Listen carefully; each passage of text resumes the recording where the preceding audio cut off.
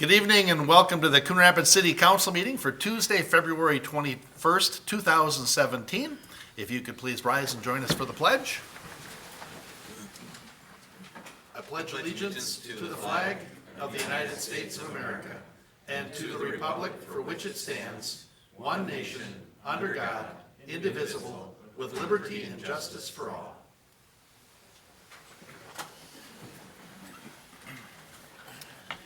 When you're ready, could you please call the roll? Councilmember Prokopiev. Present. Councilmember Kicker. Here. Councilmember Demmer. Here. Councilmember Geisler. Councilmember Johnson. Here. Councilmember Wells. Here. Mayor Cook. Here. One absent, Geisler. Thank you. First item on our agenda is to adopt this evening's agenda. So moved. Second. Motion by Johnson, second by Wells. Any discussion? Hearing none, all in favor signify by saying aye. Aye. Opposed? And our agenda is adopted. We have one proclamation this evening, and that is to proclaim March 7th as a day of action to end domestic violence. And this was a request that came from the Alexandra House, along with 6 statewide coalitions encompassing over 80 domestic violence organizations statewide, have organized the Day of Action to End Domestic Violence. By making this proclamation, the City of Coon Rapids shows its recognition of both the gravity of the problem and the importance of the ongoing work to create a violence-free community. So then I'll go ahead and read this.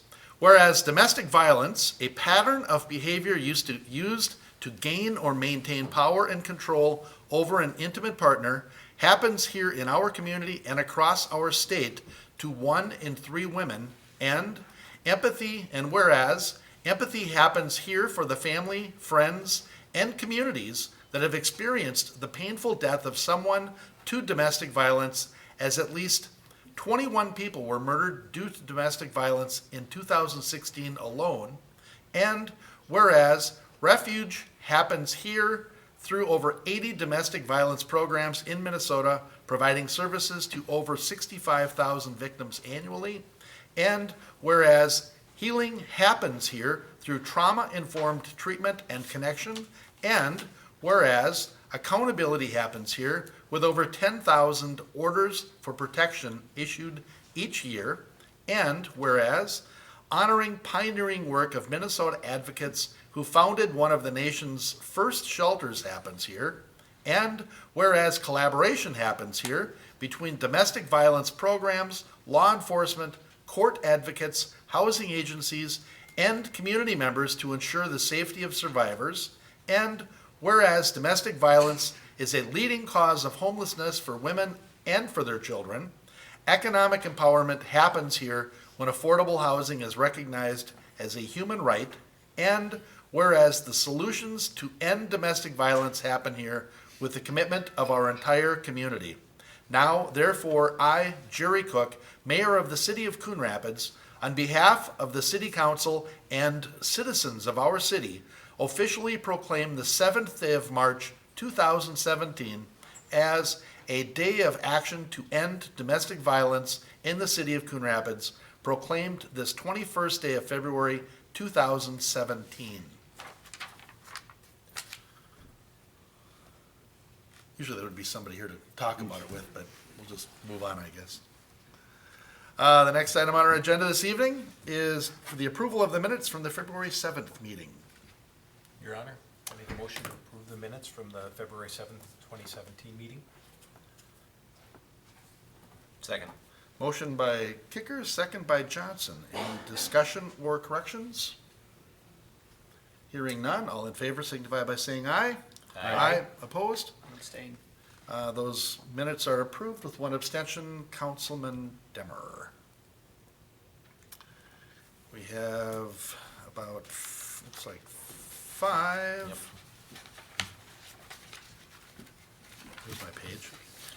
5 items on our consent agenda this evening. These are the non-controversial items of the evening. The first one is to authorize execution of amended joint powers agreement for the street maintenance materials contract. And this goes back to 2004 a group of cities joined together to form the North Metro Regional Street Maintenance Consortium.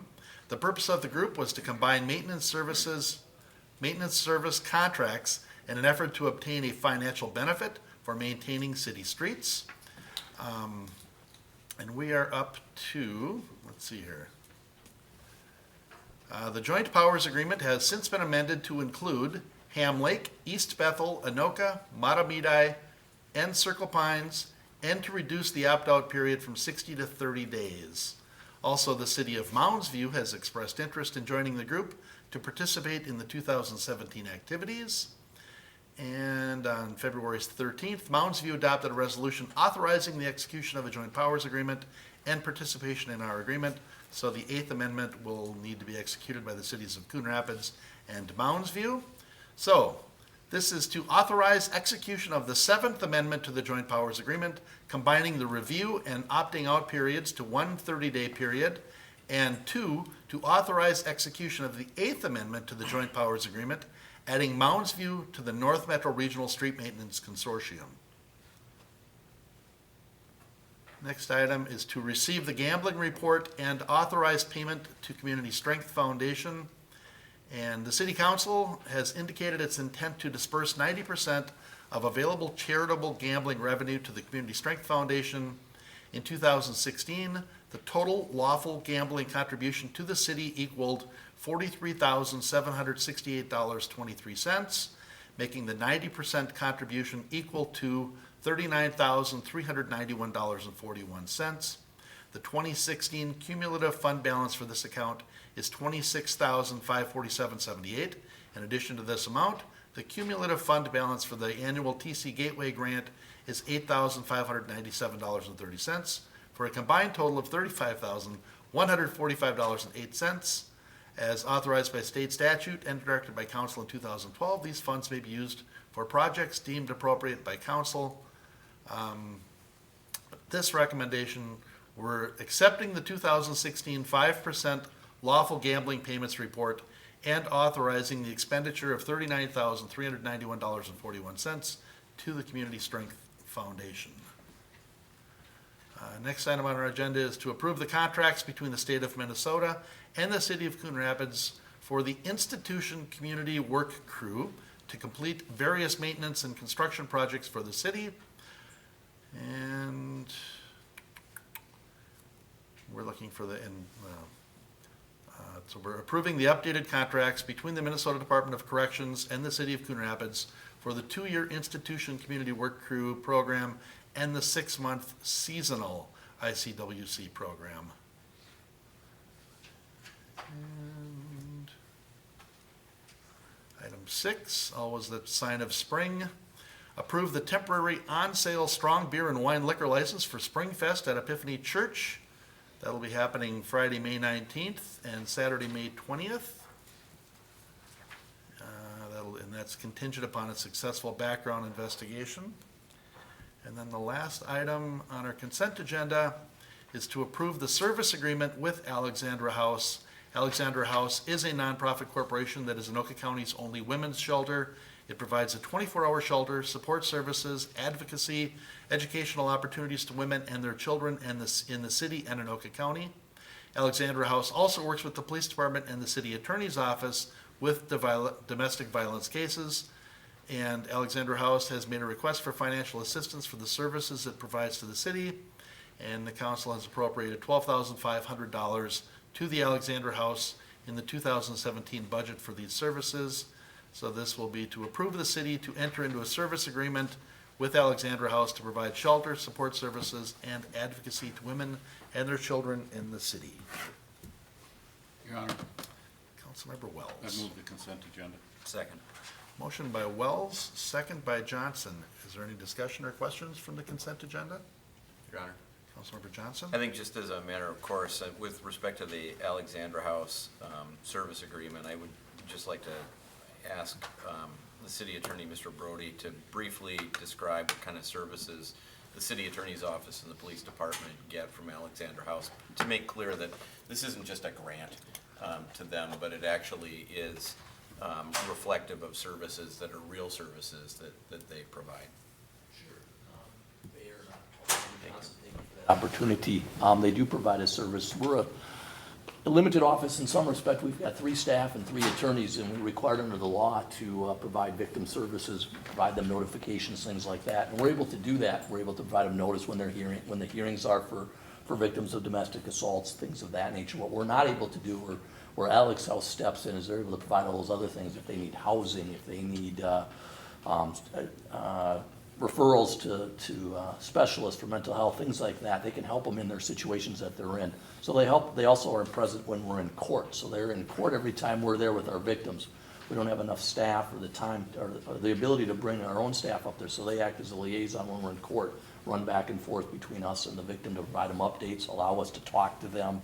And so they provide a couple of valuable services. With respect to the police department, unless Captain Hawley has something to add, they're out there when they get called at the time that somebody's arrested for a domestic assault. So they're contacted, the victim is allowed to make contact then with Alex House and provide any services that might be needed right there on the spot, provide a resource for them, or they're given the telephone number for Alex House if they don't want to deal with them right there, speak with them then to talk to them down the road. So there's a lot of opportunities for us to interact with Alexander House, and they're able to provide a lot of services to the to citizens of Coon Rapids that weren't able to do so. And this is, like I said, in payment, I guess, for that amount. And Alexander House would say that's just a small amount of what the work is that they do in the city. Right, I would agree with that. Thank you for that explanation. Thank you for the And also, opportunity. thank you for adding that part of the agreement that we left out last year. I appreciate it. I was sure that was what you were bringing up. All right. Any other questions or comments? Hearing none, we have a motion and a second on the consent agenda. All in favor signify by saying aye. Aye. Aye. Opposed? And that passes. Next item on our agenda.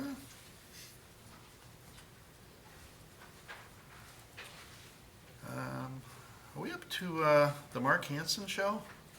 I think we are. All right, well, Assistant City Engineer, Mr. Hansen, you can take over. Thank you, Mayor Cook and council members. What I'm going to do is a presentation that has to do with each one of our street reconstruction projects. I'll talk about the slides that are similar to each project and then talk about the specifics of each one after that. We do have an interpreter here tonight. Mr. Paul Hines will be interpreting. I just made the announcement in sign language and nobody responded. Okay.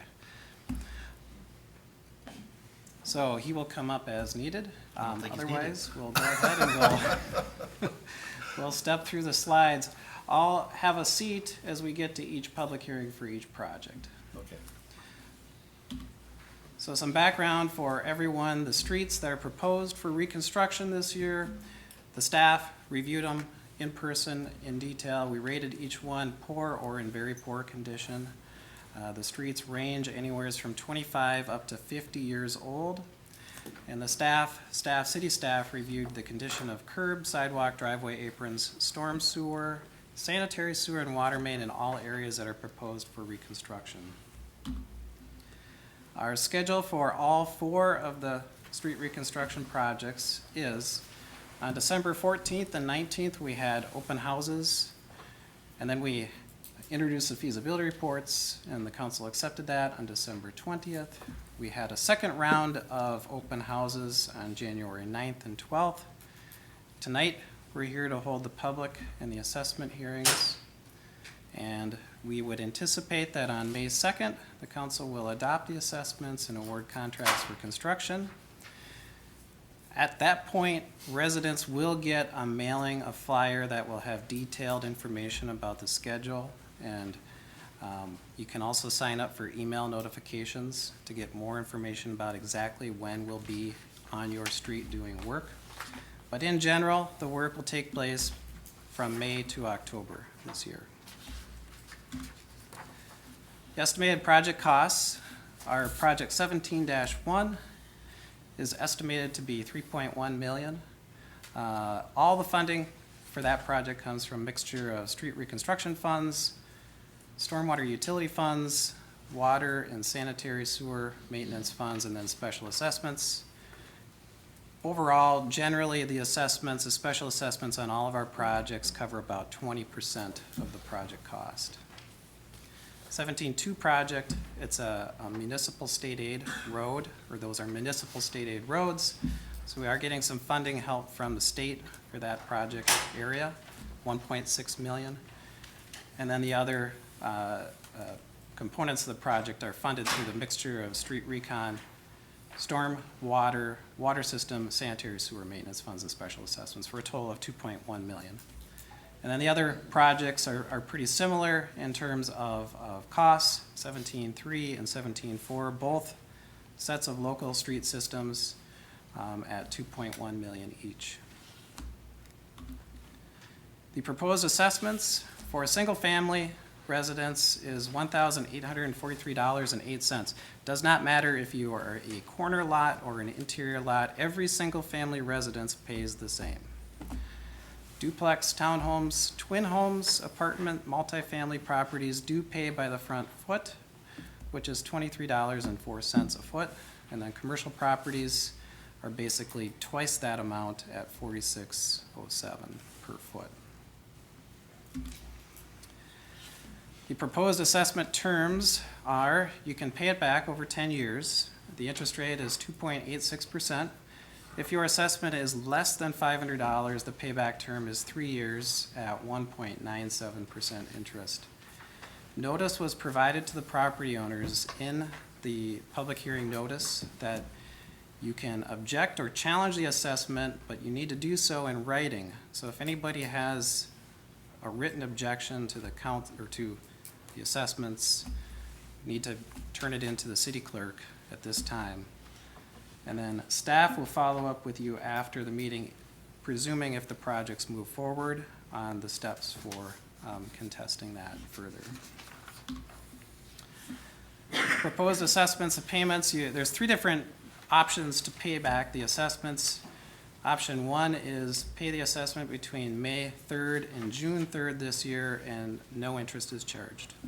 The second option is to pay after June 4th or before November 15th. That's the date that the assessments will get certified to the county, plus some interest. So you'll pay some nominal amount of interest during that time, but you just need to contact the city to find out what that amount is if you choose to pay the amount during that period of time.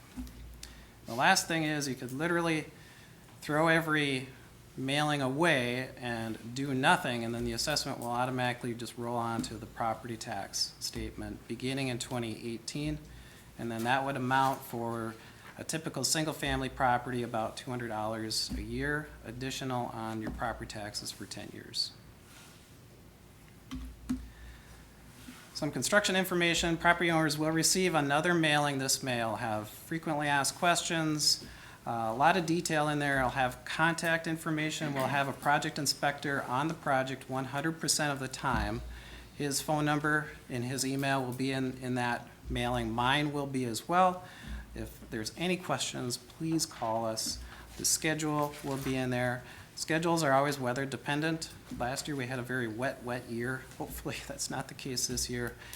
We do the best we can to project what the schedule is going to be based on the scope of work, but weather does always play a role in that. The other thing that the mailing this spring will have is some information on caring for your new grass seed. And then we also have weekly construction updates that come out every Friday. Those are on the city website, and you can sign up to get notified for when those updates get posted to our website. So you can have the most up-to-date information, the best information that we can provide about when work is going to be happening in your neighborhood. So our first project is project 17-1.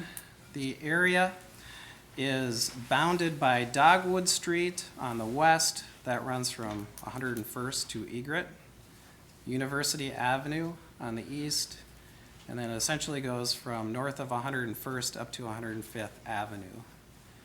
And what we're going to do with all of those streets is resurface everything.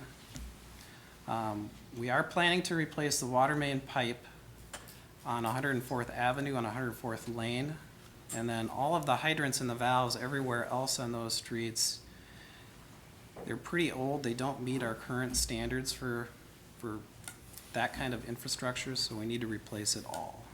And also all of the curb and gutter based on all of our site visits and preliminary scoping, is in bad shape, so we're gonna replace all of that as well.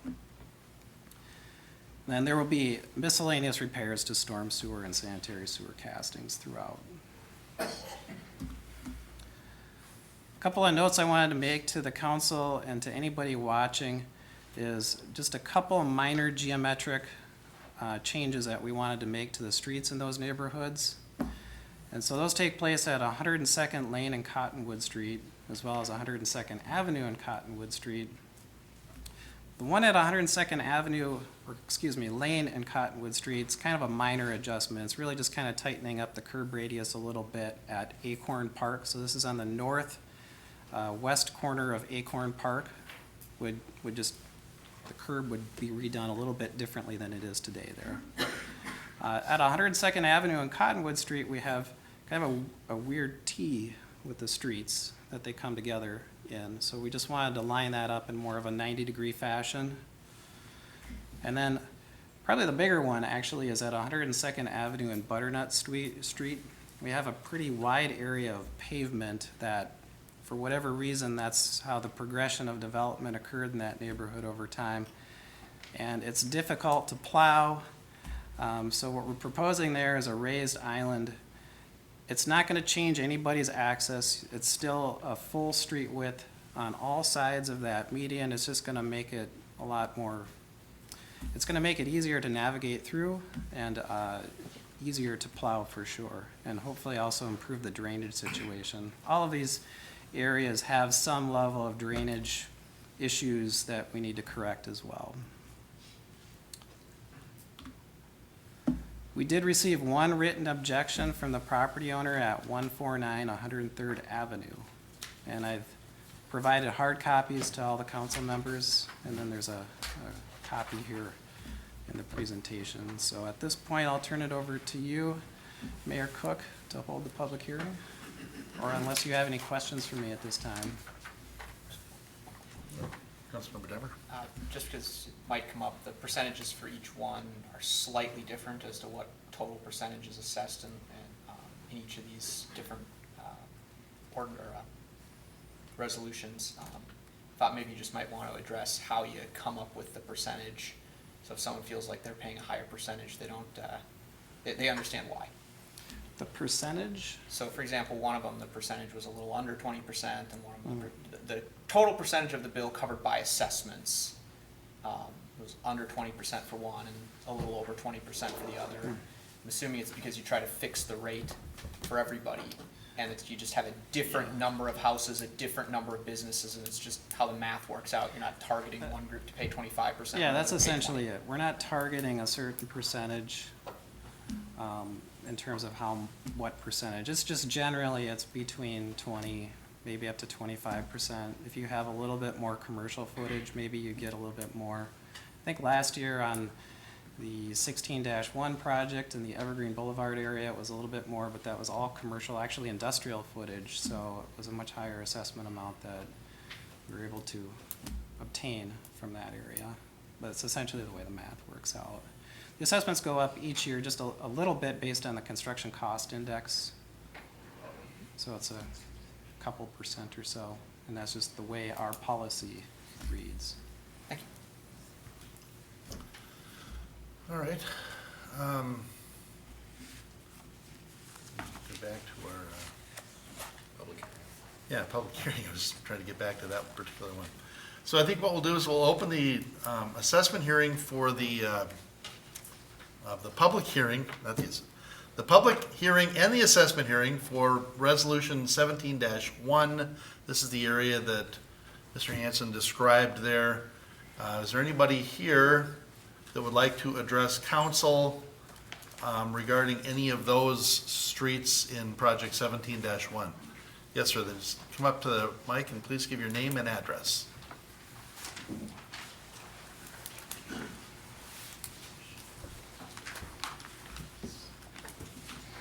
I am Jack Washburn, Washburn Builders, and part of Washburn Jensen, George Jensen, myself own that corner. We developed that property next to it, the gas station, apartments, and we put in the sewer and the water, and it comes from the back. You're talking about this lot on the corner, which is a flag lot, and the access comes from the backside, and there's a right in is all. And I'm wondering about the benefit I'm getting with an assessment of $6,953.93. I guess I gotta be showing what's gonna benefit me on that corner. So if I might ask a question, Mr. Mayor? You're actually Yeah. for the next. Yeah, you're actually in project 17-2. Oh, I'm on the wrong one? Well, you heard me. Well, so. I tell you, it's pretty tough to have these hearing aids. So Mr. And I Mr. Wa- don't read sign language, so. I'm sorry to take your time, but. No, that's fine. You heard me for when it comes up. So, yeah, so I was kind of, because I know exactly what lot you're talking about, and I thought, I didn't see that, okay. All right, so is there anybody here for project 17-1, which is all those surface streets north of 101st, south of Egret, East of Dogwood. and, yeah, Dogwood, and then going east over to University? Is there anybody that wanted to address council for the public hearing or the assessment hearing for that project? Okay, then seeing none, we'll close the public hearing and the assessment hearing on that project. Your Honor? Councilmember Johnson? I appreciate the presentation that Mr. Hanson has put on, and I also recognize the objection that we received from Ms. Lensmeyer. I've taken a look at that and considered that, although this is my ward and it's an area that I think needs some significant improvement, and so I'm supportive of it. I would just move adoption at this point in time of resolution number 17-1 parens 6 capital A close parens ordering the improvement, and adoption of resolution number 17-1 parens 8 close parens approving plans and specifications and ordering advertisement for bids. Second. Motion by Johnson, second by Wells. Mr. Brody? If Councilmember Johnson would be so inclined to split that into two different Hab- motions, hab- because happy one of to them do that. requires a supermajority. Very, very well. So Thank you. I would just modify my motion then by just asking the council to consider adoption of resolution number 17-1 parens 6 capital A close parens ordering the improvement that was just discussed. I'm sorry, one other point of information, since we are a council member short, we do need for a supermajority, we need 5 of the present council members. So we don't need any political statements right now? Well, Okay. vote. I Not if we still wanna ask get the that you streets vote as done. you see fit, but I just want to make sure we understand the parameters. All right. Is there a second still? Second. All right. Motion by Johnson, second by Wells. Discussion? Hearing none, all in favor signify by saying aye. Aye. Opposed? And that motion carried with a majority, supermajority.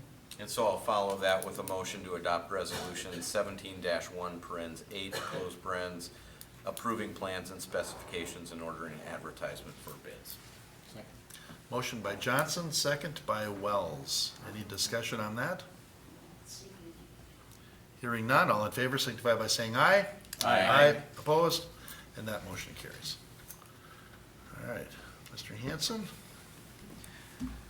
So our next project is 17-2, and the streets that are involved with that one are 121st Avenue from Foley Boulevard to University Avenue, 101st Avenue from Foley Boulevard to University Avenue, and then Shenandoah Boulevard from north of 121st Lane, I believe, to just south of 124th Lane, or south of Main Street.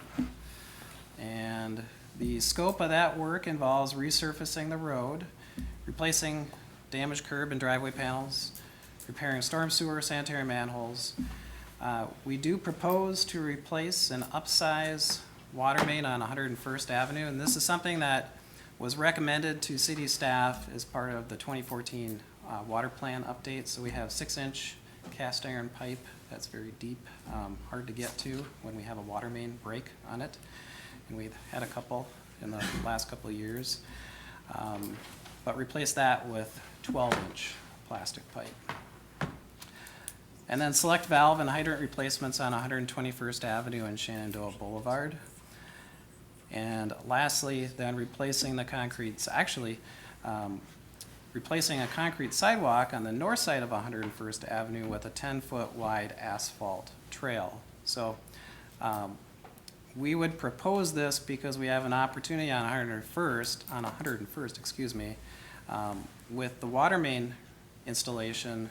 We're going to be tearing up the sidewalk on the north side of 101st completely. So what we always want to do on corridor streets like this that have high volumes of traffic, we like to have an asphalt trail on one side and a concrete sidewalk on the other. So it's what has been done when Foley Boulevard has been reconstructed. It's what we did when we reconstructed our Round Lake Boulevard. And that's what we would like to do on 101st. It would provide more options for people that use bicycles in the area, and that is a graphic that represents where that would be. So it fits essentially within the right-of-way. We're taking out the sidewalk, concrete sidewalk. We thought replacing it with an asphalt trail would make a lot of sense.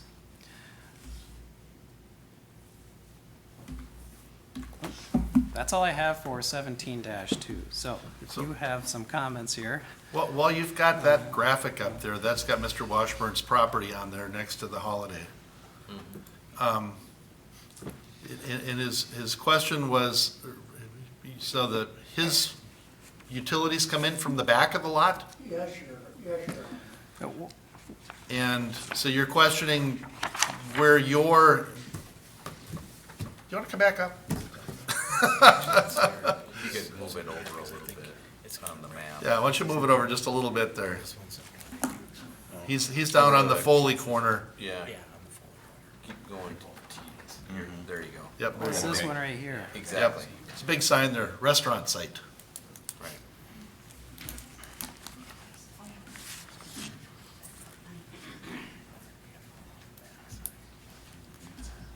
I have to apologize for being out of order. No, that's all right, Mr. Washburn. Oh, I'm sorry, here. We're opening the public hearing on 17-2, ordering the public, opening the public hearing and the assessment hearing. Go ahead, Mr. Washburn. So we go in here, and then the utilities are all coming back here. And then this right in is about all, that's about what I got. Our policy is we do assess for vacant but developable properties. It does have access, at least through here. It's a right in, yeah. And then this is a flag lot back here. So And you come in here and go out here. You don't go out that spot.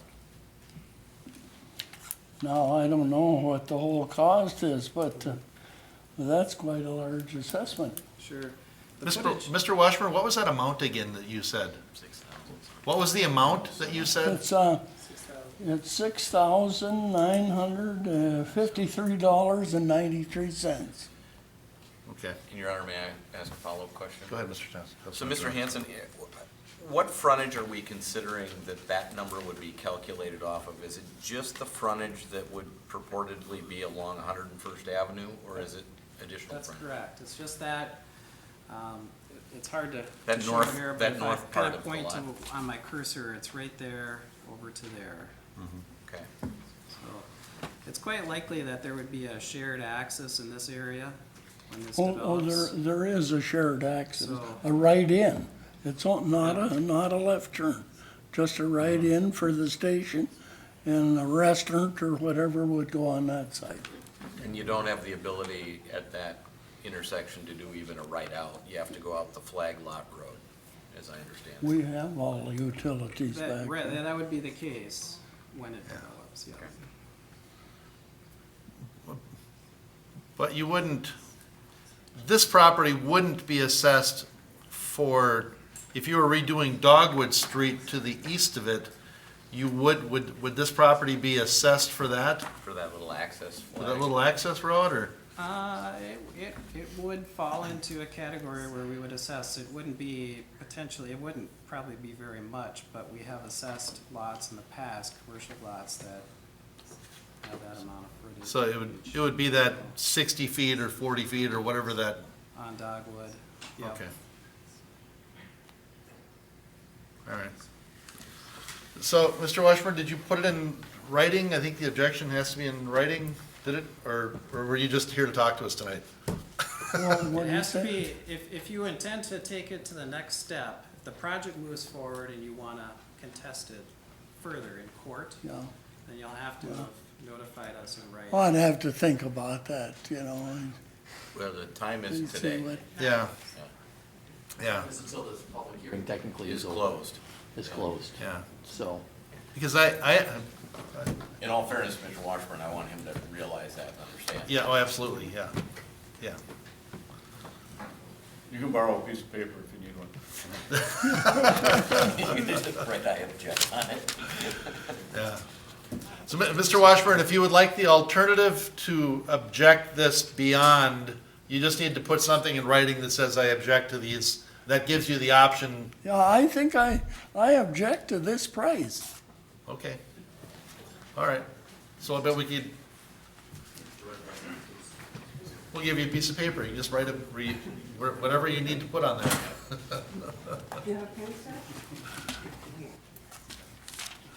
Well, I Mr. can Hanson, do you have do a it over property here. identification I'll do number it you can over give here, me? Yeah, yep. Thank you. Yeah. All right. Oh. Thanks, Mr. Washburn. Just turn it over to the city clerk when you're, it doesn't have to be much.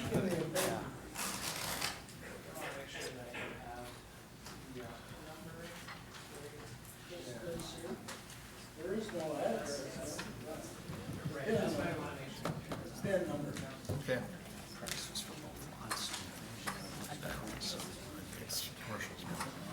Is there anybody else to address council for the public hearing and assessment hearing for project 17-2?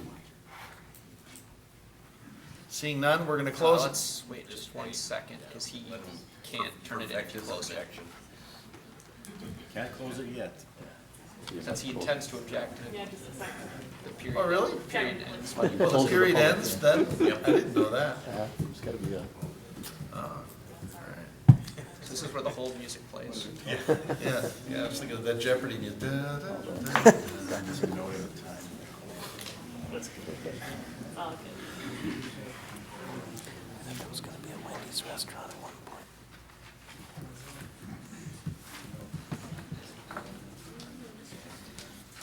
Yes, sir? For 17-2, it is still open. Yeah. Oh, have her come on up. Just come over here to the mic, man. We just need to have your name and address. I've just come from Brainerd. I don't have my letter with me. I don't know. I live on Flintwood, the cul-de-sac. I think that's a, In 17.3. that's the next project. That's the next. Yeah, you might want to just sit up here in the front so Okay. that you're handy for that one.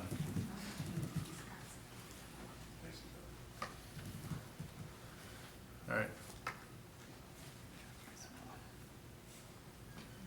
Are you closer, Mr. Washburn?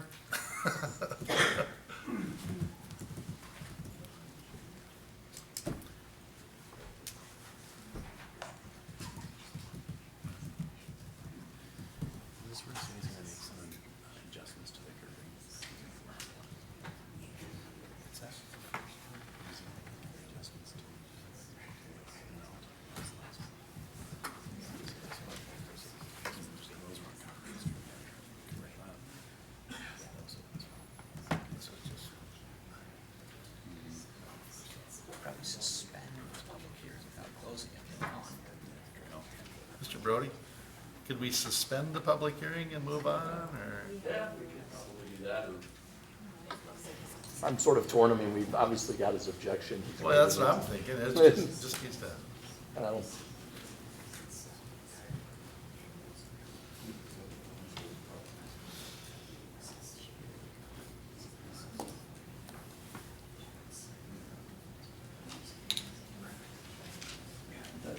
Yeah, that works. All right. Close the public hearing. Acknowledge receipt of the objection. Acknowledge receipt of the objection. All right. All right, Your Honor, may I make a motion? I wish you would. I would move to adopt resolution number 17-2, paren 6, capital A, close parens, ordering the improvement that was just described.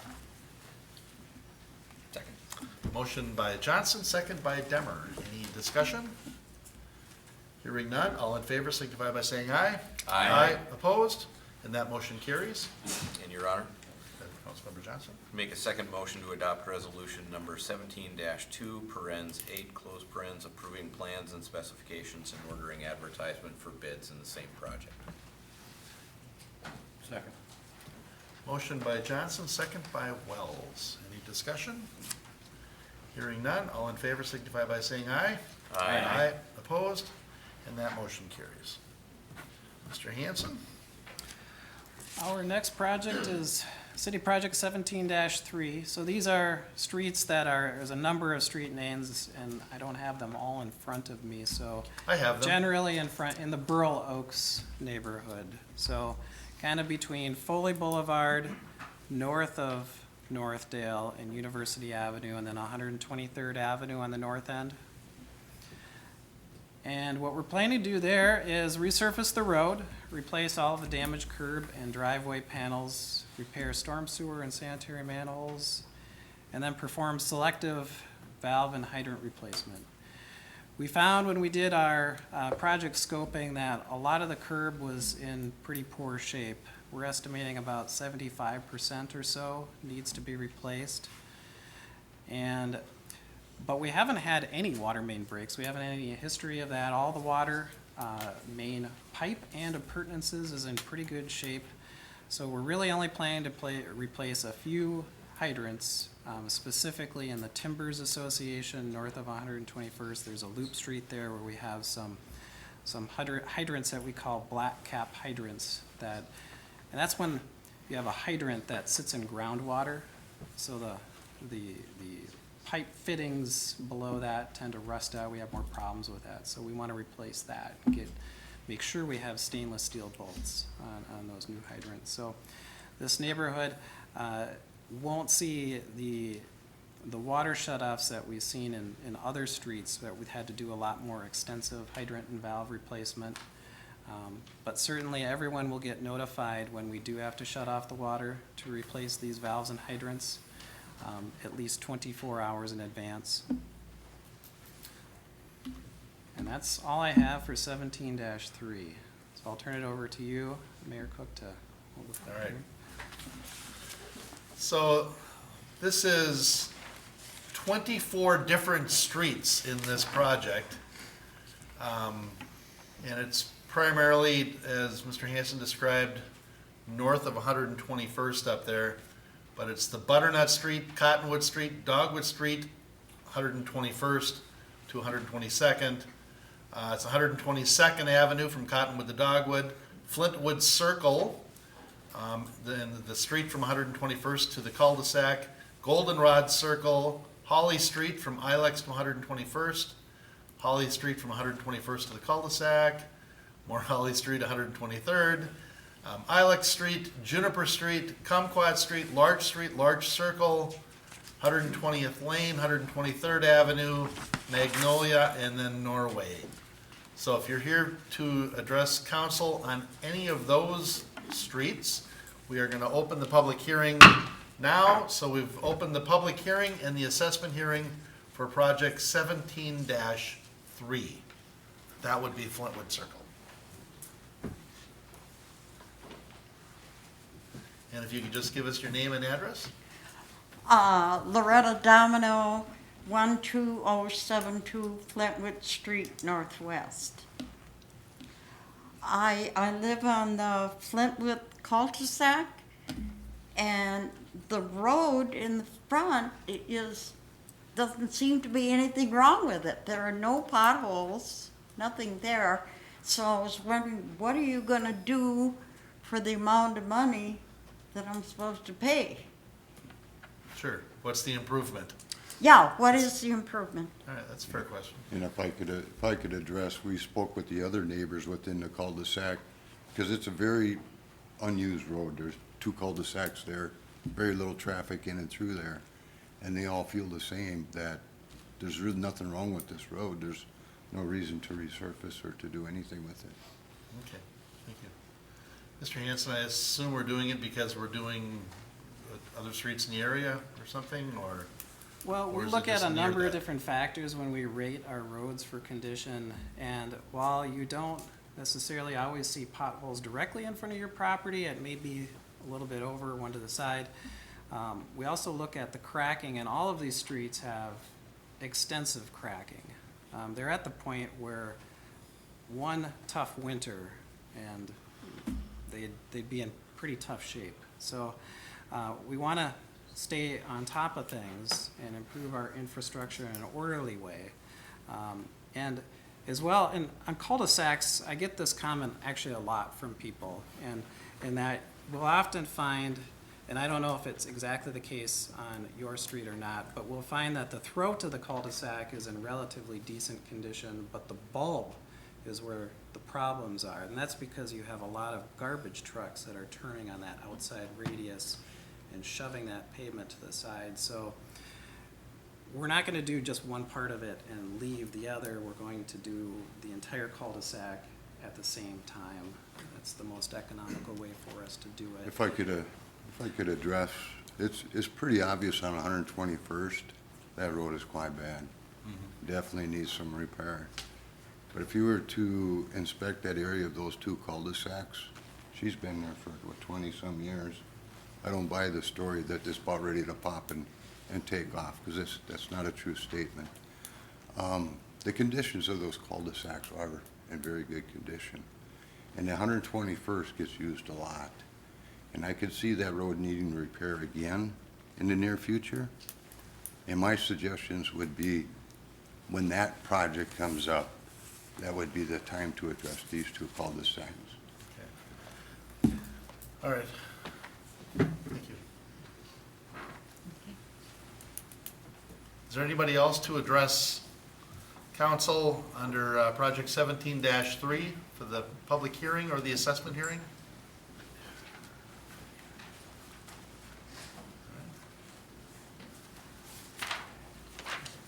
My name is Henry Wesley. My address is 12087 Flintwood Street.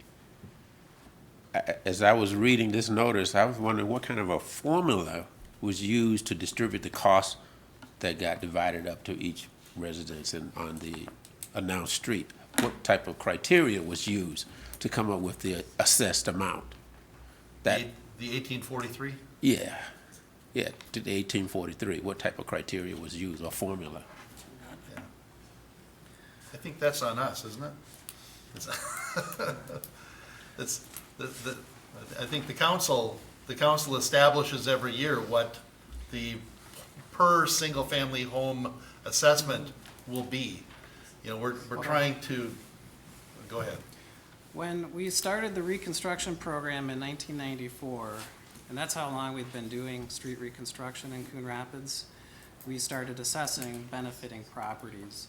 And I believe at the time we looked at an amount that we felt was at or below the amount of benefit that we could demonstrate that these properties were getting from the improvement. And from there, we have increased it based on the construction cost index, which is an index that's published by Engineering News Record each month, and it tells you what the economics of construction are doing. So it goes up based on that, and that's all per our assessment policy. So the other thing I would like to I always remind people when we hear this feedback, and I hear what you're saying, it's not that we don't take what you're saying with lightly. The street will eventually have to be redone, you know, in the next 5 years, and the assessments do go up each year. So it's never going to be as cheap as it is now in terms of the assessment or the cost to actually do the project. So that while it may not appear in front of your properties or maybe some specific properties in your area, localized area, the street will need to be redone eventually, less than 5 years for sure. And it's at the point right now where we need to take care of it. So. Thank you. Yes, sir.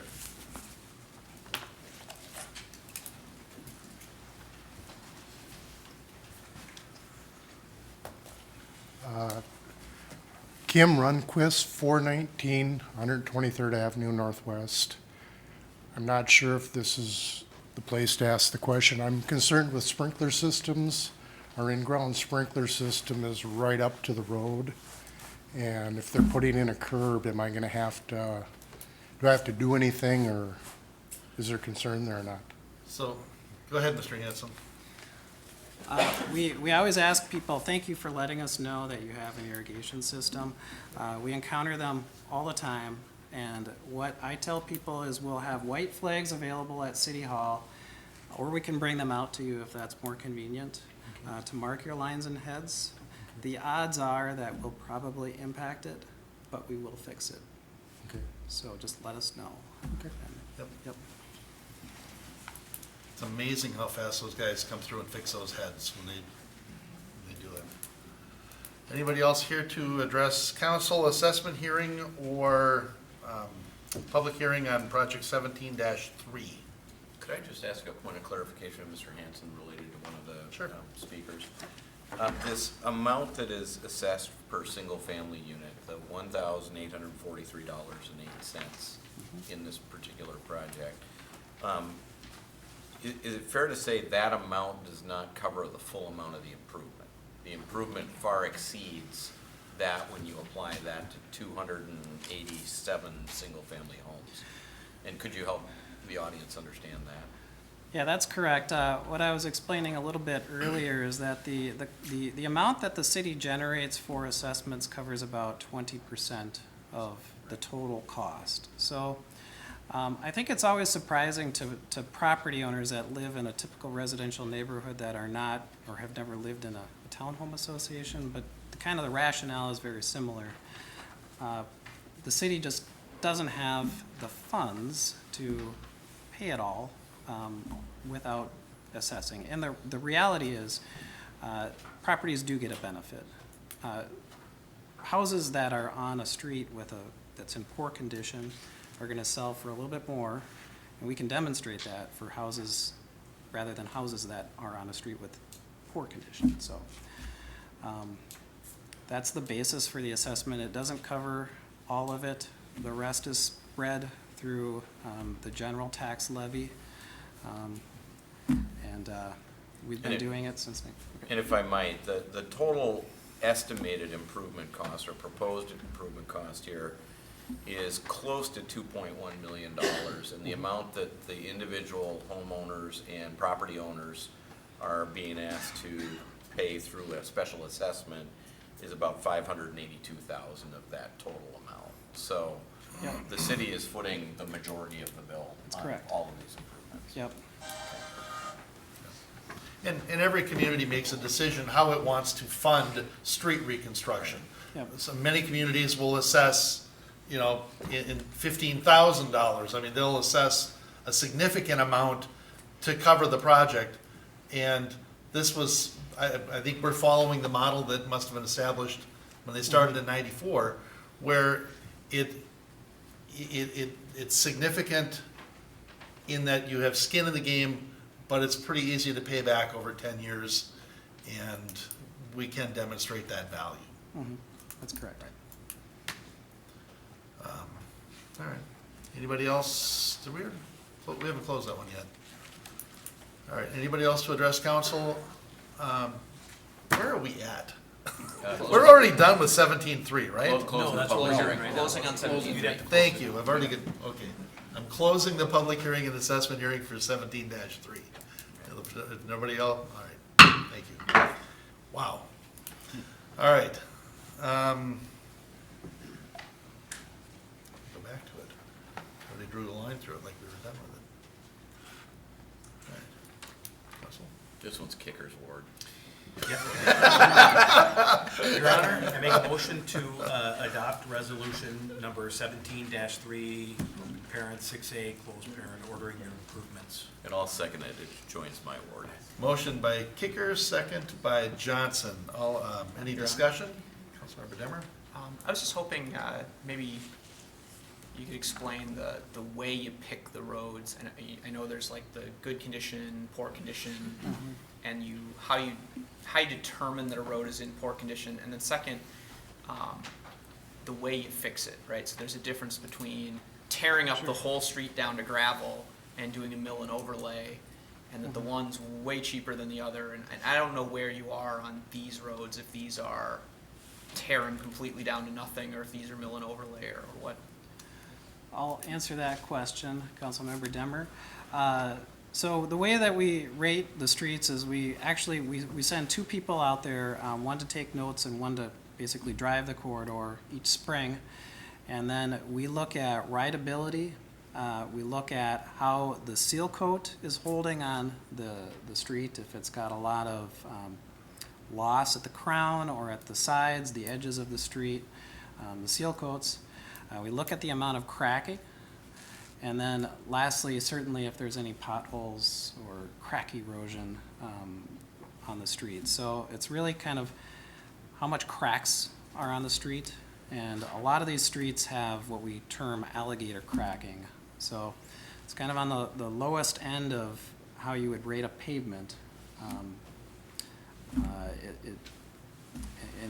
Like I said, after a tough winter, a street like that's cracked that extensively, it's tough to maintain because you're basically just patching potholes. You can't seal coat it. It's not going to make any economical sense to do another chip seal on it. Crack sealing is too extensive. So at that point, we have to do what we're proposing to do now, which is a full depth reclamation. That's the term. And what we're doing is we're grinding up the asphalt surface into about halfway into the gravel base, and then we compact that, we haul off any excess material, and then we repave it. So it's for all practical purposes, it's a brand new street.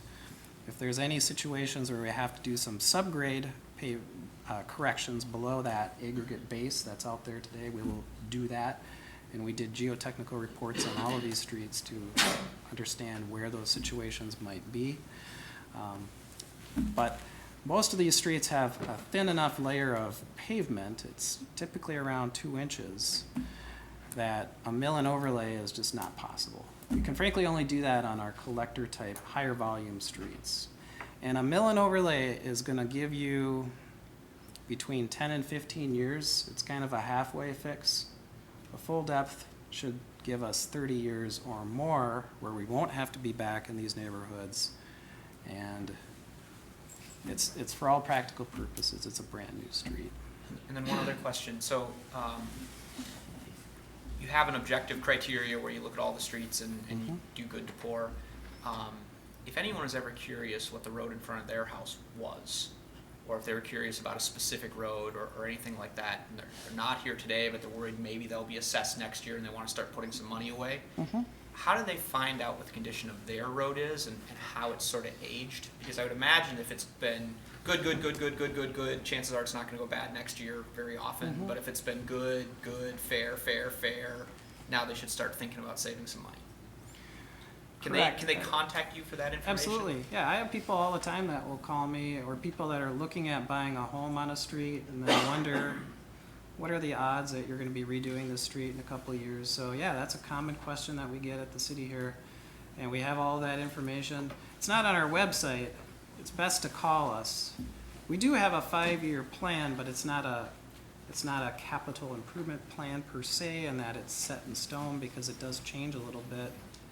We meet with the council each fall, and then we determine kind of what the next year's program is going to be. So there is a little bit of fluctuation, but we have a pretty good sense for what streets are going to be, but I couldn't tell you exactly what the program is going to be for 2018 at this point. It could change a little bit.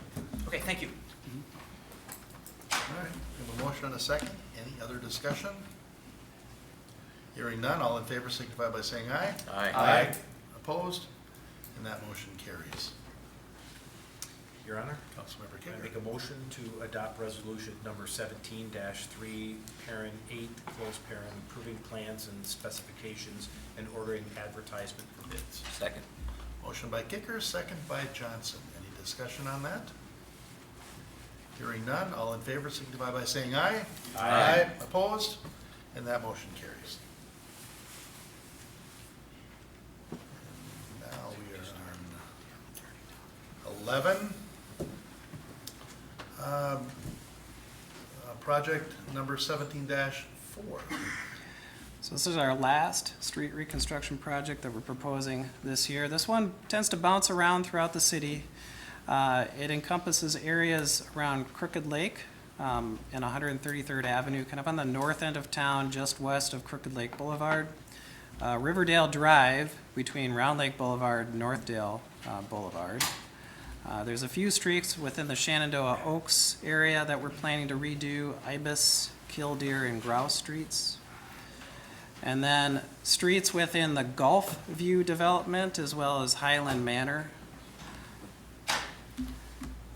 121st Lane, west of Crooked Lake Boulevard, so this is much south of that other area, or actually the other area, 121st Lane in Osage, that's over by Shenandoah Boulevard, so that's another area part of the project. And then Lynette Circle, south of Coon Rapids Boulevard, and then 93rd Avenue and 93rd Lane, just west of East River Road. So it bounces throughout the city. We're trying to hit specific areas that are in pretty bad shape and just can't wait for the rest of the kind of the ancillary streets around there to kind of get into a similar condition. So the scope of work is to resurface the road, replace damaged curb and driveway panels, repair storm and sanitary manholes, selective valve and hydrant replacement. Same on the south group of streets.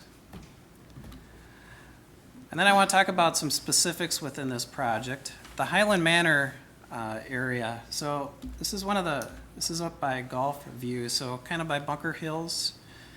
This area it's an older neighborhood. It's one of the last areas of Coon Rapids where we don't have concrete curb and gutter. There's asphalt curb and gutter there now, or just asphalt curb. And what we're proposing to do in that neighborhood is replace it with a surmountable style concrete curb and gutter. The roads on Highland Manor, not Gulf View, which is a newer development just to the north of Highland Manor, the roads there are currently a few feet narrower. So I mean, the standard street width is 31 feet. These streets are about 28 feet, 28 and a half feet or so. So Mr. Hanson, what are the streets in Highland Manor? Because we don't have anything Okay. that says Highland Manor here. Do we? So they are kind of in this area right here. So they're on the Gulfview Streets Yep. map. Yep, this street here, this street, I believe it's Holly, and then I think it's, Okay. I got 126th and 127th on. yeah, All right, yep. thank you. I was just Yep. trying to make sure I knew which maps we were talking about, streets. 127th Avenue, not Lane. So with the addition of the curb and gutter, we're not proposing to change the width of those streets. But one thing that we wanted to note, I think the odds of this are very, very unlikely. But we may need to propose parking restrictions in the future if it's determined that emergency access is restricted. So the fire chief and myself and Tim, we had a conversation, something that we'll review after the project is complete. But we think the odds are extremely unlikely. But we just wanted to note that to the council so we don't come back 6 months or a year from now and have to propose it. We're talking about 3 to 4 feet narrower, which in my opinion, I think John, he's not here tonight to speak on it. I think it's still gonna be enough room for an emergency vehicle to get by, that we wouldn't have to. In a situation that was similar to Lily Street, if you recall that, that's the street that's right next to the WCCO tower. It's kind of a half-width street, so. We do have a driveway at 555 127th Lane. I see the property owner is here tonight. We have kind of a different situation there. The driveway actually leading up to that property, it's right here where my cursor is, if you can see that. That's actually in the public right-of-way as part of the park, so we actually plow it. It's actually considered a public street. And with this project, we're working with the property owner to come up with what we hope will be a good solution to realign his driveway out to County Parkway A, and then remove this driveway right here. So we have some work to do with this resident to address all of his concerns, more coordination to take place. But if we can't resolve it in a way that works for both of us, the city and the property owner, we'll just put it back the way it is today. It's not the best solution for us because we still have to keep plowing it. So we're hopeful that we'll come up with a resolution to that scenario. Isn't there also a county trail that runs through there as Yep. well? Yep, yeah, so if the driveway is coming out to the county parkway, that's something that the property owner has expressed some concerns to us about. So we have some work to do to address those concerns. Okay. Yep. Another item that I wanted to note was 93rd Lane, the cul-de-sac. This is a graphic showing the darker black is actually how it exists today. And it's just kind of been put together in sort of a piecemeal way. And we can't come up with any explanation for that. So what we would like to do is propose to put it back in a manner that's going to make the plowing a lot easier for us in the long run. We do have some work to do with some of these residents because there's going to be some impacts to their yards beyond what's a little bit, well, what would be normal because we are shifting the curb to a spot where it's not today. Last time I wanted to note regarding project 17-4, we are working with the city of Andover on 133rd Avenue. So the properties on the north side of that street are in the city of Andover. They're actually having their public hearing for their side of the street tonight as well. We are going to be working with them to develop a memorandum of understanding to split the cost for that street 50-50. And then they will also pay an additional 20% to the city of Coon Rapids for the administration of the project, our time to design it, inspect it, stake it, and administer the project. So I think that's all I have for that project. Take any questions you have? Anybody have any questions for Mr. Anderson before we open the public hearing? Hearing none. All right, we're going to open the public hearing and assessment hearing for project 17-4. Is anybody here to address council, project 17-4? Yes, sir. Please come up and give us your name and address. Paul Fredericks, 555 127th Avenue. Three things I wanted to address. We started the meeting off and you were talking about domestic violence. I'm a family lawyer, so I work with these things. And what you read concerned women. And I want to just draw to the attention of all of the council that domestic violence is not just to women. It affects children, it affects men, and it affects the relationships between them. I'm glad you've got the acknowledgement as to women because that is a serious concern. I hope that in the future you can deal with everybody. If we could restrict your comments right now, though, to just Sure. this public hearing and assessment hearing. Yep. Thank you. I'm understanding that we're going to continue working before we've got a final proposal. I do object to it being called a driveway. It's actually a street. And the public does use that as a street and parking, and there's safety issues and so forth. I'll continue to work with the city on that. I do think the assessment on this property is kind of inappropriate we've lived there 15 years, and for about the first 10 years, We maintain the city street. I don't think most of the residents are required to maintain city streets. We did. That was our way in and out. We maintained your potholes for you. We shoveled it. We plowed it. I think it's appropriate that the city recognize that it's better just to not charge the assessment and to accept the work that was given to the city. And I can give you something in writing as to that objection if you'd like. I'll need a piece of paper and pen. And just so we're clear, what we're talking about is that This is- can you show that public slide? street area in Gulfview Estates that's near Foley and the Bunker Hills Golf Course. Yeah, it runs parallel to Foley. Actually, it's Parkway A. Right. And it runs parallel to that. There's Parkway A, there's a walking path, and there's this street.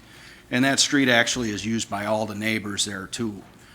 It's not, any kind of a private driveway. Does that go back to when this property was developed and platted? Yeah, this was the original homestead for this whole area. Your house was the original homestead? That's right. And this original area was a horse farm. I forget the gentleman's name that had that, and, he built the houses south of it for his children and developed the other land as well, Thank you. which is why it's kind of sitting awkward. Okay. Thank you.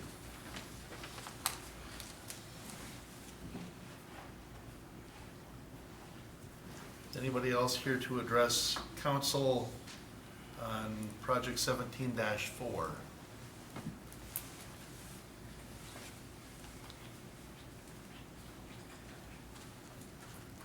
Hi, Tom Schmidt from 12626 Holly on this. I've talked to Mr. Hanson here in the past, and I've got a driveway where I had some custom work done on it, stamping and coloring, and he agreed that it would be hard for his crew and his staff to match and duplicate that. So he agreed that the contractor that put it in would replace that stamping part. He would do the curbing, and then the contractor would come back and do the concrete on just from the curb edge up to as far as necessary. So he agreed. I just wanted to make the note so that it's on the agenda and it's listed to the council. Are we doing street, or are we doing water sewer there too? No, this gentleman lives in Highland Manor, so that's the area where we're gonna be adding surmountable style curb. And like you said, he's got a custom colored concrete, and we'll have to take a look at how that transition from what he has today, because we don't wanna make it, we don't wanna change the grades too much on the driveway. Sure. Or go back too far, redoing it halfway up the driveway either. So we'll have to look at your situation, but if it comes to a deal where we have to do some of that custom work, we'll make sure that we address that appropriately with you. Yeah, that sounds good. He's been good to work with.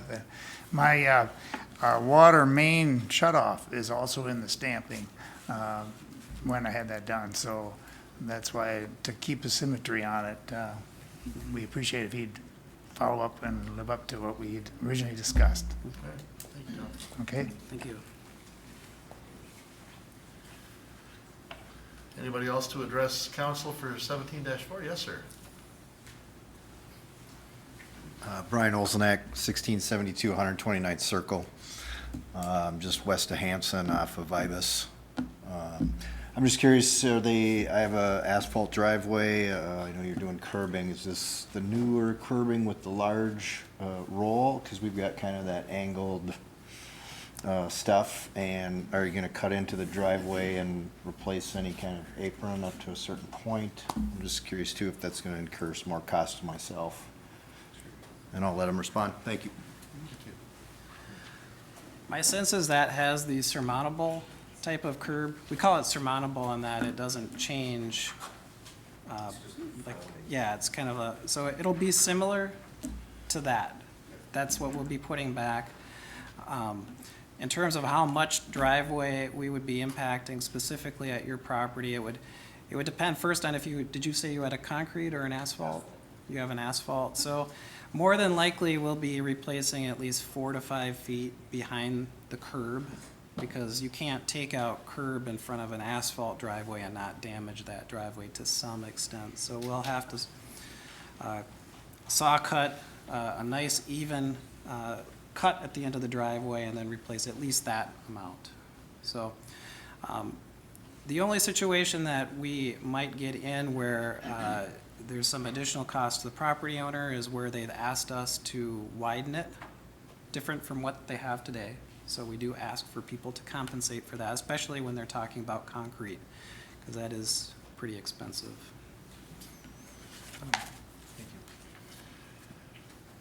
Anybody else to address council in the public hearing, assessment hearing for project 17-4?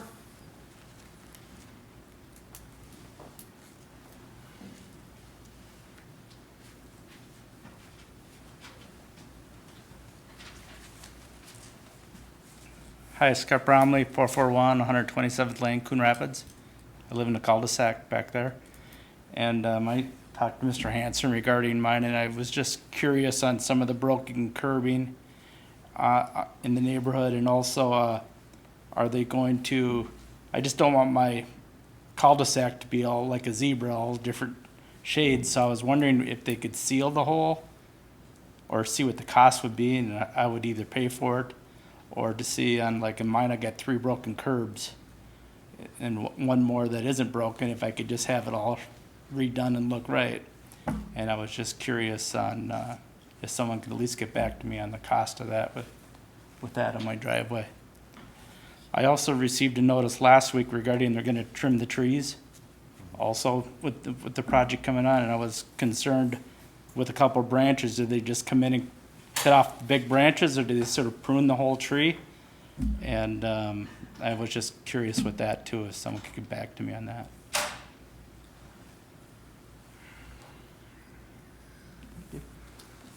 We'll take those notes as you'll get back to them on that. Certainly, certainly. The tree trimming usually amounts to, it's relatively minor. They're not generally they're not talking about big limbs. Only occasionally if it's deemed that we have to get some big equipment through there. So we just want to make it so that when we're coming through with larger trucks and backhoes, that we're not going to be just breaking the branches. Sure. All right. Anybody else to address council, public hearing, assessment hearings, project 17-4? If not, we'll go ahead and close the public hearing on that. And council. Your Honor, Councilor Wells. move adoption of resolution number 17-4, sub 6A, ordering the improvements. Second. Motion by Wells, second by Kraskowiak. Any discussion? Hearing none, all in favor signify by saying aye. Aye. Opposed? That motion carries. Your Honor, move adoption of resolution 17-4, sub 8, approving plans and specifications and ordering advertisement for bids. Second. Motion by Wells, second by Kraskowiak. Any discussion? Hearing none, all in favor signify by saying aye. Aye. Aye. Opposed? And that motion carries. All right. Mr. Hanson, are you doing the ordering advertisement for bids for annual street maintenance? Because we have a, oh, no. I thought we had a public hearing on this one too. No. I thought, why would we? Okay, never mind, thank you. Next item on our agenda is to consider adopting resolution 17-5 sub 8, approving plans and specs and ordering advertisement for bids for the annual street maintenance program. And the city of Coon Rapids has served as lead agency for the street maintenance program since its implementation in 2004.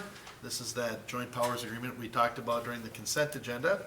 11 cities have joined the joint powers agreement, and the JPA allows members the option to participate in all, some, or none of the street maintenance services every year. The program offers street maintenance, material items, and services including seal coating, pavement marking, street sweeping, crack sealing, and fog sealing. So we are looking at plans and specs that will be advertised February 4th and March 3rd.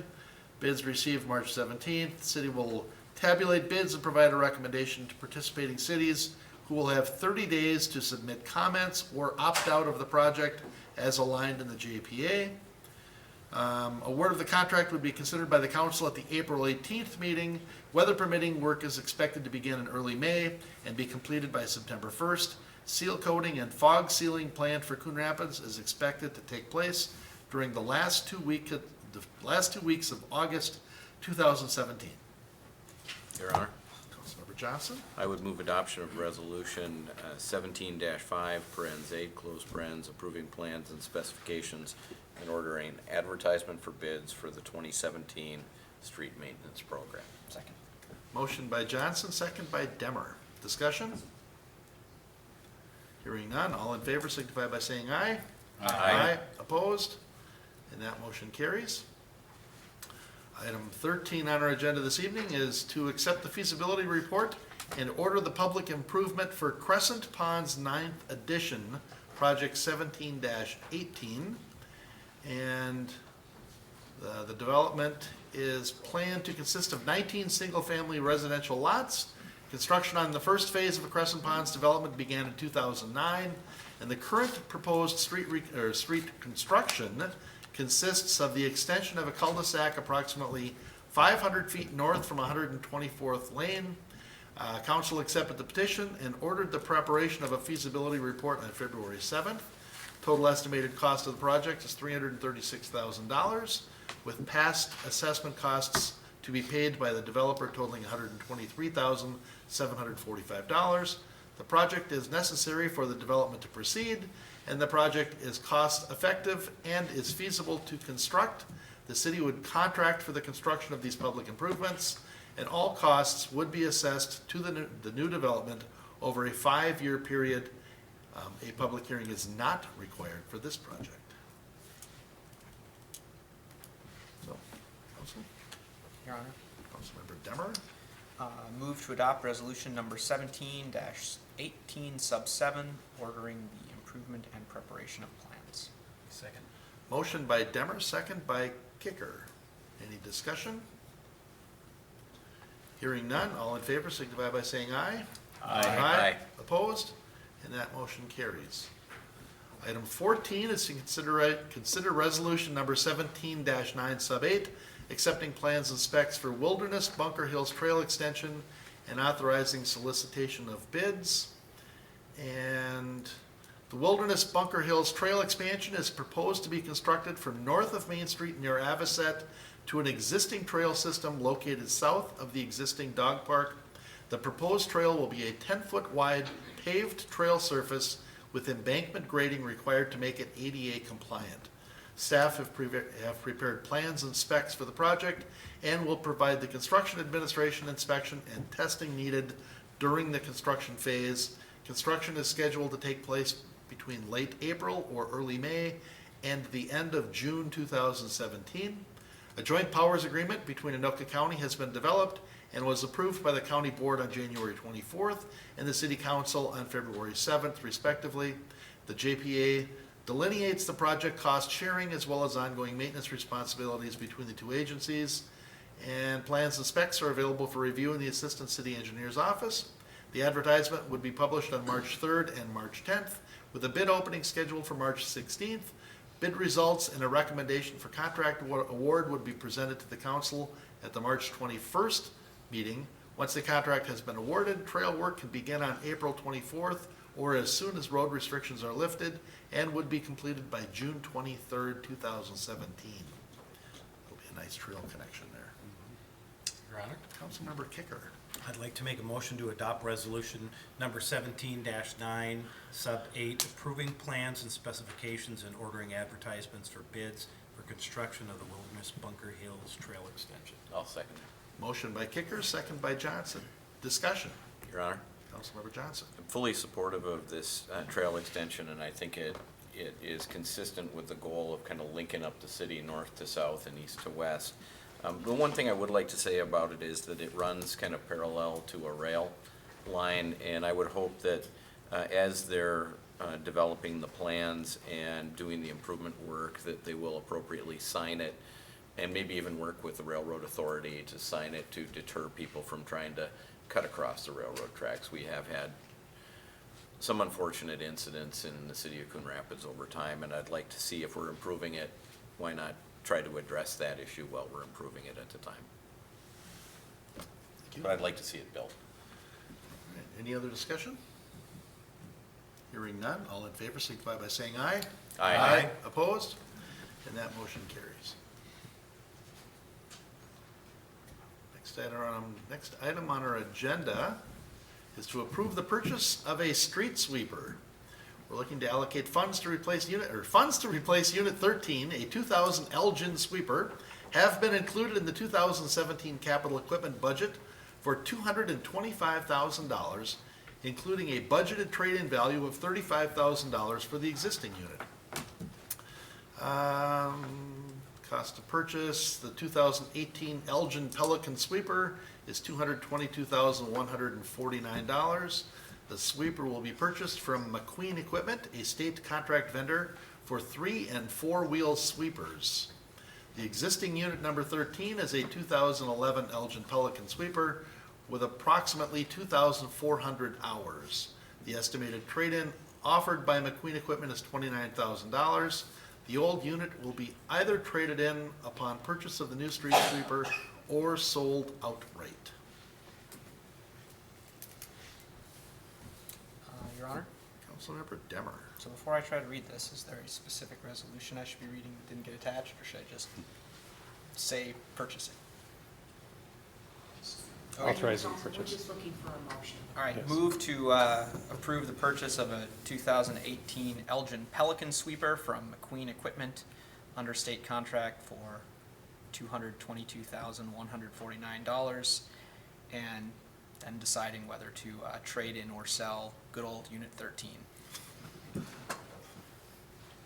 Second. Motion by Demmer, second by Kicker. Lucky 13. Lucky 13, yeah. 2,400 hours just doesn't seem like that many on a piece of equipment like that that's 6 years old.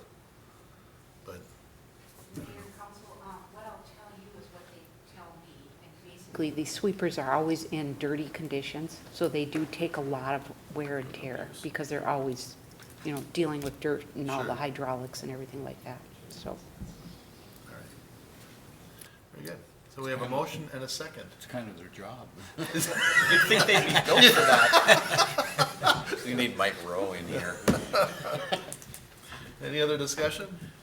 Mr. Mayor, I had the same concern. It's kind of a big ticket item, $250,000, and it's only lasted us 7 years. It's hard to believe that a piece of equipment that expensive is worn out in 7 years. Is it completely at a point where we just have to get rid of it? And are the repairs on this thing extensive? So I had those questions. And then I also noted that in our consent agenda, we have this annual street repair program, and that has street sweeping in it.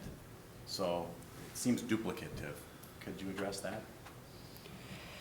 Mayor and council, I can address a little bit of it. We have street sweepers, but we also contract for additional sweepers. So we've got our own sweepers that are always going, but we've got our spring and fall program where we're actually renting sweepers and drivers to go along with it. In this case, the repair records just indicate that this sweeper, does need to be replaced. Some of these equipment, we do look at this kind of stuff before we replace them. But again, I'm just gonna say, because of the conditions that they're always in, it takes a big toll on hydraulics, I'm gonna say that. Sure. So- And I understand it is in the 2017 budget already, and we definitely need clean streets to keep all that debris from going down our storm sewers. But my first experience with this one, so I wanted to ask those questions. Thank you. Just come on. And Mayor, Council, I'll just add, this conversation certainly we had during the budget process, but that seems like a long time ago now. And obviously that, that portion of it is not on sort of television for folks to hear.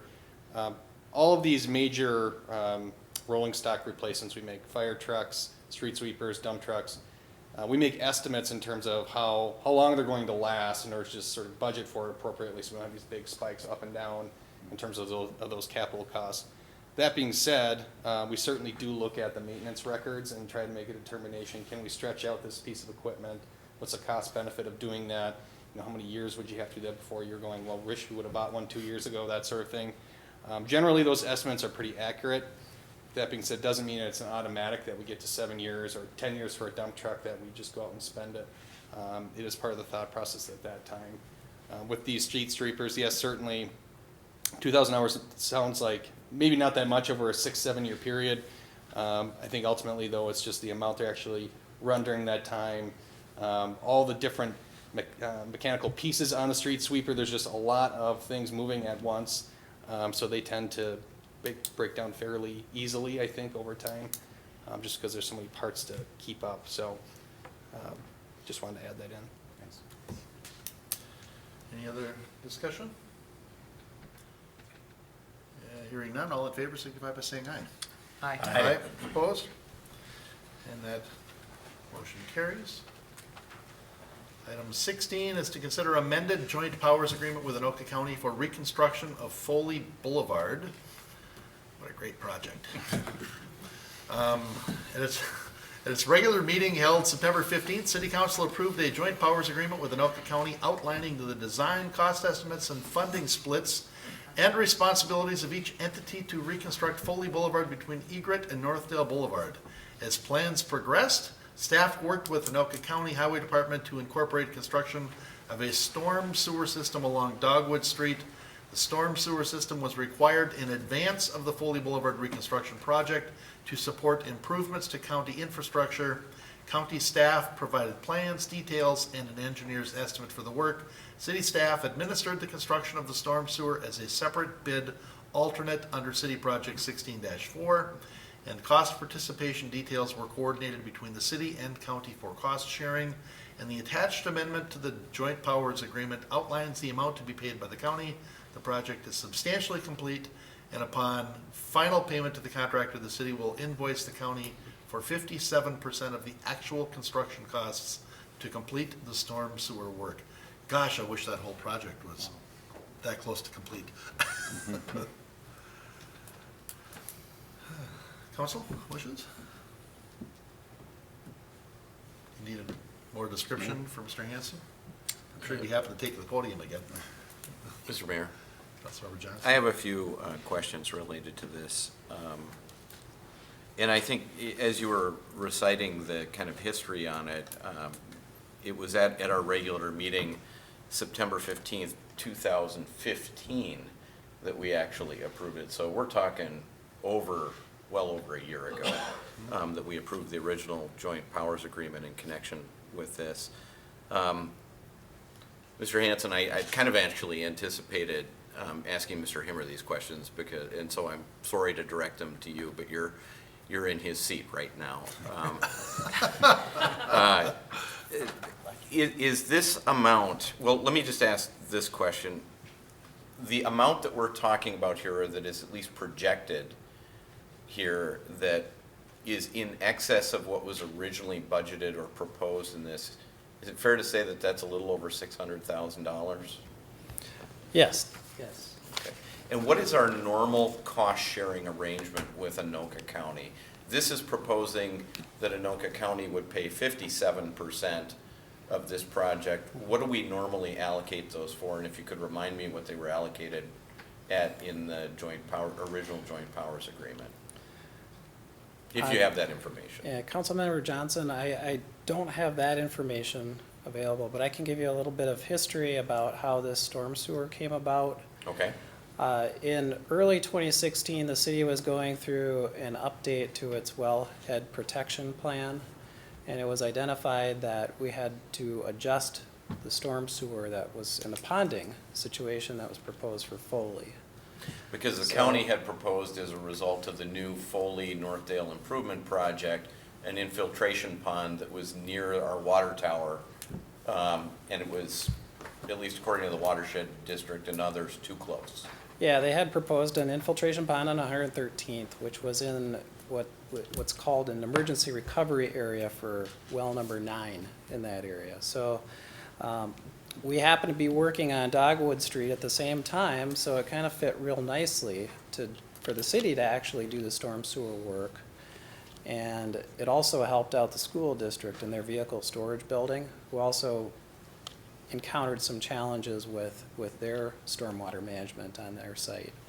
And my understanding is the costs were broken out based, at least in terms of this, based on the amount of water that's going, who's putting the water into it.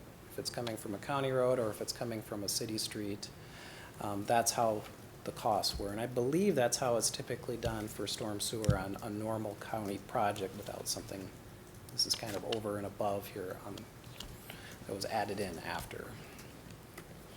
Mr. Stelling? Mayor, Council, if I may add to that, I believe the conversation I recall, and I apologize, Tim couldn't make it here last minute, he had something come up, but that essentially the city would have been responsible for almost 100% of the stormwater costs in this case, but that through negotiation and some the circumstances we just spoke to, that Tim was able to negotiate with them this 57%, 43% cost share, because they were able to save some dollars in some other aspects of the project, and we're able to use it on the stormwater piece. So that's been the sort of ratio that we've been working under the assumption of for some time now, and that's before you tonight. And I appreciate that the county is willing to pay the majority of this expense, but the way I kind of see it is and I really would like you to correct me if I'm wrong, if I'm misunderstanding the dynamic here, but they designed an improvement to Foley and Northdale that contemplated an infiltration pond as a way of dealing with stormwater, which would have been, you know, rolled into the county expense, maybe a little bit of the city sharing the expense in that. But that plan could not come to completion because that infiltration solution to stormwater wouldn't work, and it just was kind of fortuitous that we were also doing stormwater work over on Dogwood, and they were able to then steer the stormwater over to our storm sewer, which we're now paying for as if it's a city idea, but it's really related to a county highway project. Am I misunderstanding that? I think still some of the water's coming from city streets. So when the county looks at how they spread out the costs for these systems, regardless of what project it's, they look at where the water's coming from. So there's still ancillary side streets that are draining to Dogwood and are going into that system. So I think that's kind of the basis for a lot of how it works in terms of splitting up the costs. All right. Okay. Do we? So we don't have a motion on this yet, right? No, correct. Yeah. Okay. Your Honor, Councilmember Demmer? Move to approve amendment number 1 to the joint powers agreement with Anoka County for reconstruction of Foley Boulevard from Egret Boulevard Northwest to Northdale Boulevard Northwest, and authorize the mayor and city manager to execute the agreement. Second. Motion by Demmer, second by Kicker. Was it Kicker? Griscoviac. I should have just picked Wells. Yeah, easier. It was kind of a tie. Any discussion? Hearing none, all in favor signify by saying aye. Aye. Opposed? Aye. That motion carries. One opposed. Councilmember Johnson. I actually forgot the word opposed there for a minute. It's been. All right. I will, if I may, Your Honor, I would just say I appreciate staff's effort to work with the county to get them to agree to share in the expense. And I appreciate that the county was willing to engage in those discussions too. My opposition to this is more a matter of principle. Thank you. It's easy to be opposed to pretty much everything regarding Foley Boulevard right now. I have never, this is largely my ward, and I have never had a single project of any type that has resulted in more frustration within my ward. And so to everybody out there who is impacted with Foley Boulevard, I just want them to know that we hear them. So thank you. it's unlikely we've had a project that's caused more complaints than Foley Boulevard. It's just horrible. Yeah. It's absolutely horrible. We had our workshop last week and the liquor store was talking about his business down 25%. I was talking to one of the other business owners, he's going, it's killing us. So, anyway, Mr. Stemwell? Mayor and Council, I was going to bring this up under other business since we're on the topic of Foley. I thought I'd just mention that certainly we got a lot of phone calls today in particular. We've been getting them for a number of months now, and the county has tried different iterations of solutions, certainly where the project was left at the end of construction season maybe wasn't ideal in terms of the quality of the road at that time. Snow, rain, everything else, the roads deteriorated to the point where they had to simply grind it up and essentially make it a gravel road, which is it's sort of a good and bad news thing. Good in that they can go out there and blade it with a grader and make it smooth. Bad in that during this freeze-thaw cycle, and especially with the rain we had yesterday, it's going to be a sort of constant maintenance issue for them until they can start construction and improve the surface. After an 1.5 inches of rain out there yesterday, it was, what I understand, nearly impassable. I got a lot of phone calls this morning from folks. I understand they were out there today blading that to improve it. However, it's going to happen again, obviously, as we progress into spring and other conditions. So certainly it's something that city staff will stay in communication with the county on. But if folks do have comments or questions, they can call the city. It is a county project being managed by the county, and they could call their highway department as well. And are we paying attention on the website through the Report It program if somebody identifies that Foley is in bad shape and they think it needs work? Are we keeping track of that and sharing that with the county as well? Yep. Okay. Councilmember Johnson, yes, those things would get referred on. What I've been doing lately is just calling the project manager or the assistant engineer or the engineer just to relay those things and make sure that it's happening swiftly because, as I said this morning, apparently it was in such bad condition, people were taking 15 minutes to get down that segment of the road because they were dodging the potholes and kind of the washboard effect of the road. And it creates issues for our emergency responders too that have to use Foley to get around the town. So, thank you. Councilmember Johnson, we did put links to the county's Report It as well on our website just to help guide people. Great. Yep. Thank you very much. Thank you. All right, next item on our agenda is to consider resolution 17-34, calling for a public hearing on Allina Health System revenue bonds. Allina Health System previously issued revenue bonds which are proposed to be refinanced. The City of Minneapolis, acting jointly with the City of St. Paul, will be the issuers of the bonds, which are not expected to exceed $200 million. However, the City of Coon Rapids must still authorize the issuance since some of the facilities are physically located within the City of Coon Rapids. The Coon Rapids City Council is requested to set a public hearing on March 21st, 2017 for this proposed bond issue. There is no obligation for the city to repay the bonds, nor do they impact the city's credit rating or bank qualifications for other bonds. Your Honor. So, but we still need, I guess, Councilmember Demmer.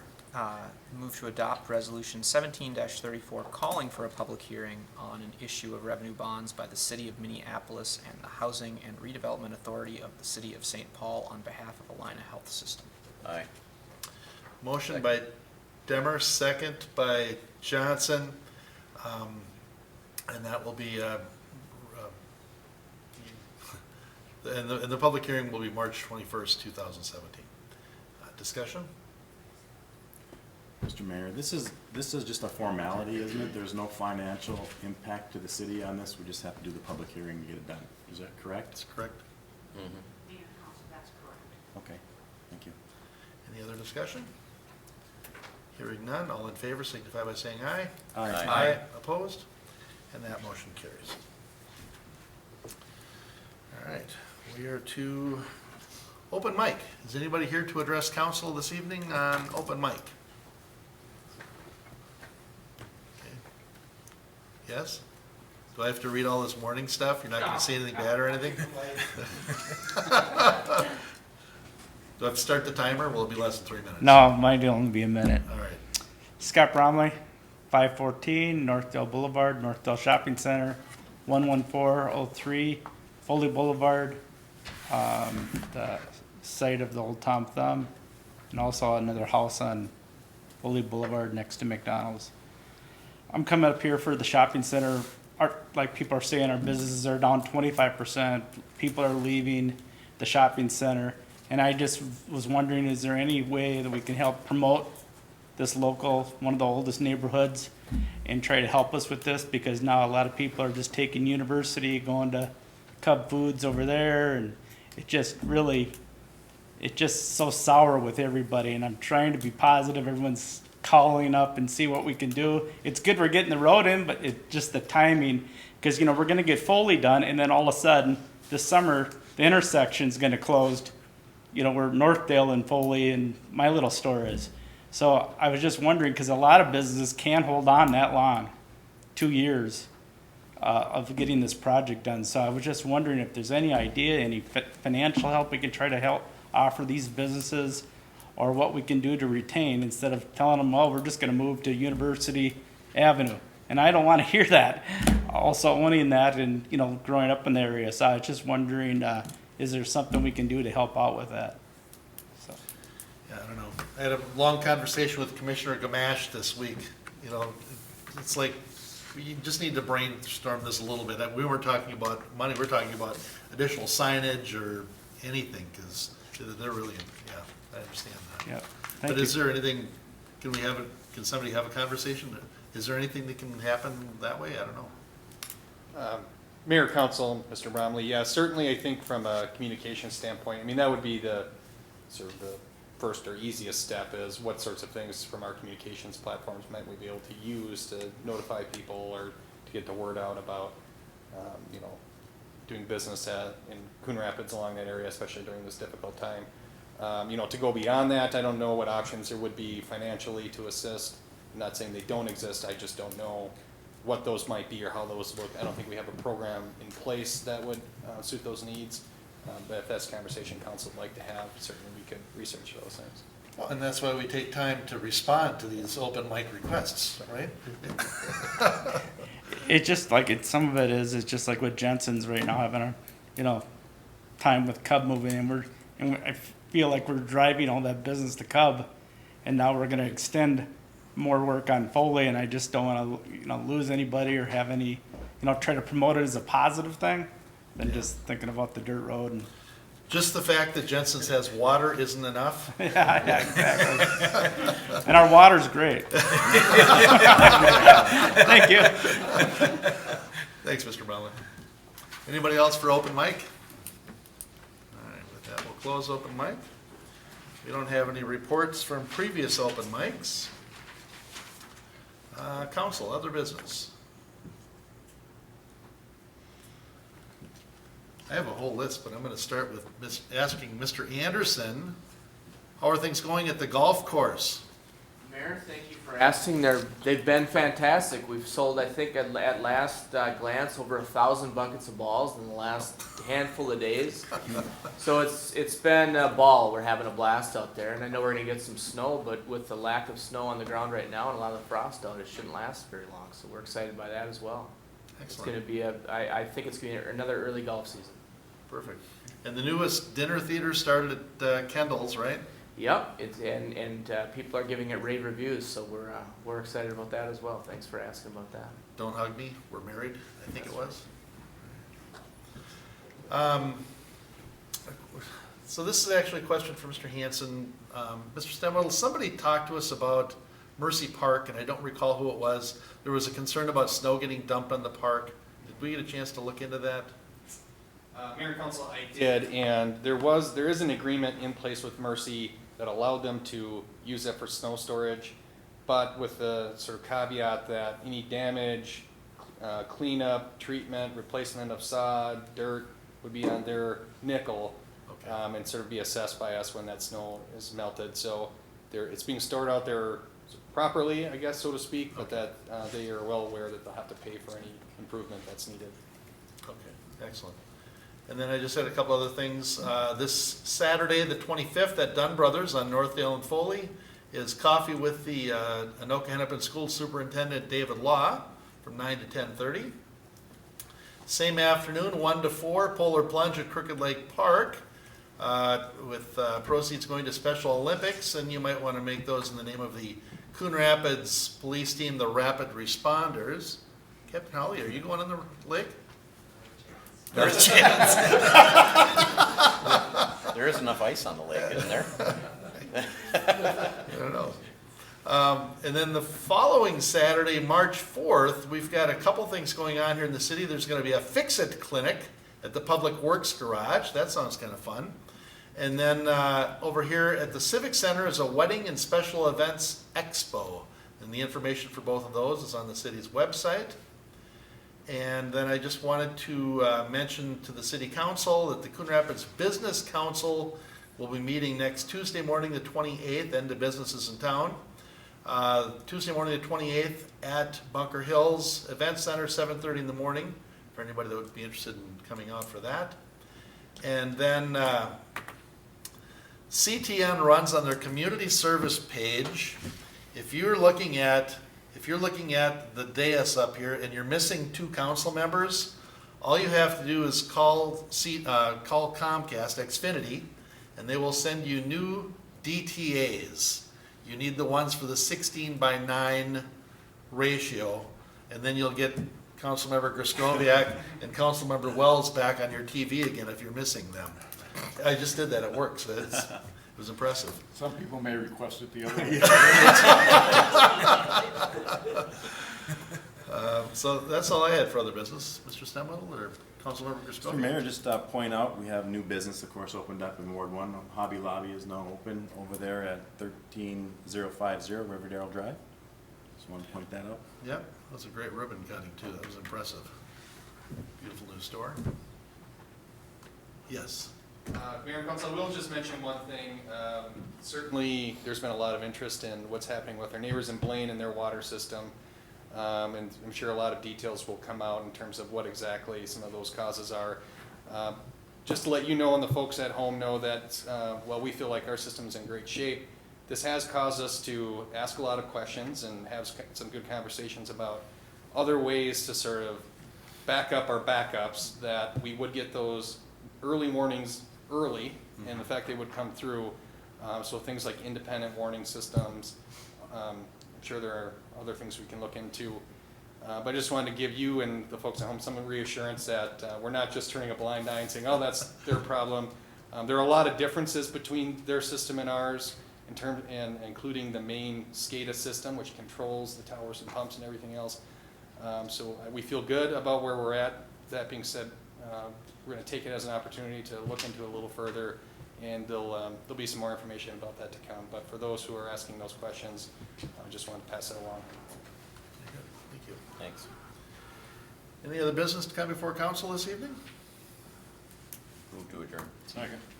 Motion by Johnson, second by Wells to adjourn. All in favor signify by saying aye. Aye. Aye. We're adjourned.